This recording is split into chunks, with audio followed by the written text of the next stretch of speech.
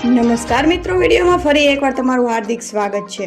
ગુજરાતમાં યાત્રાધામ પાવાગઢમાં તૈયાર કરવામાં આવેલ પથ્થરની કુટીનો ઘુમ્મટ તૂટી પડવાની ઘટના બની છે।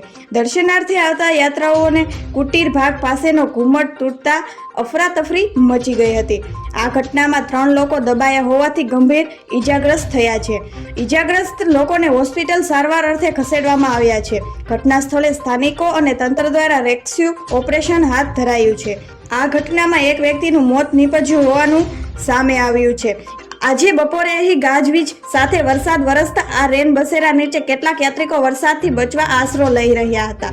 તે સમયે અચાનક પથ્થરોનું બાંધકામ તૂટી પડતા યાત્રિકો ઈજાગ્રસ્ત થયા હતા। પથ્થરોની ભારે શિલાઓ નીચે દબાયેલ 3 પુરુષો, 3 મહિલા અને 2 બાળકો પૈકી એક મહિલાને માથાને ભાગે જ્યારે અન્ય એક મહિલાને પેટના ભાગે પથ્થરો પડતા ગંભીર ઈજા થઈ હતી। આ ઘટનામાં એક મહિલાનું મોત થયાના સમાચાર પ્રાપ્ત થયા છે। કોમેન્ટમાં જરૂરથી ઓમ શાંતિ પાઠવતા જજો અને મિત્રો જય અંબેમાં જરૂરથી કમેન્ટમાં લખતા જજો।